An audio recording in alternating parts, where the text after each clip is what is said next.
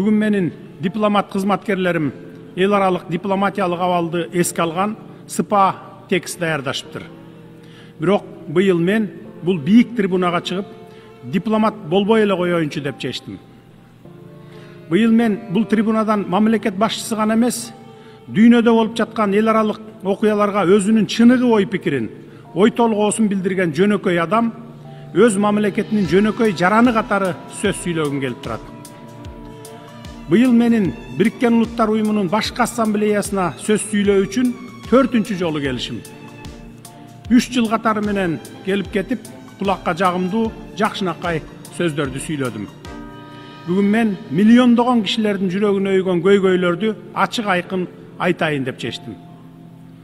Дүйнөнүн чар тарабында, ар булуң бурчунда, Европада, Жакынкы Чыгышта, Африкада жана Азияда жаңы куралдуу кагылышуулар жана согуштар тутанууда. Миллиондогон адамдар үй жайынан ажырап, өз жерин, өлөң төшөгүн таштап кетүүгө аргасыз болууда. Миллиондогон адамдар курман болууда. Жапа чеккен адамдар кимдер? Негизинен карапайым эл. Алардын өлүмүнөн акча жасаган бул дүйнөлүк саясатчылар. Биз көптөгөн элдердин, Палестинанын, Украинанын, Судандын, Сириянын жана башкалардын азап чегип жатканына көз жумуп олтурбашыбыз керек.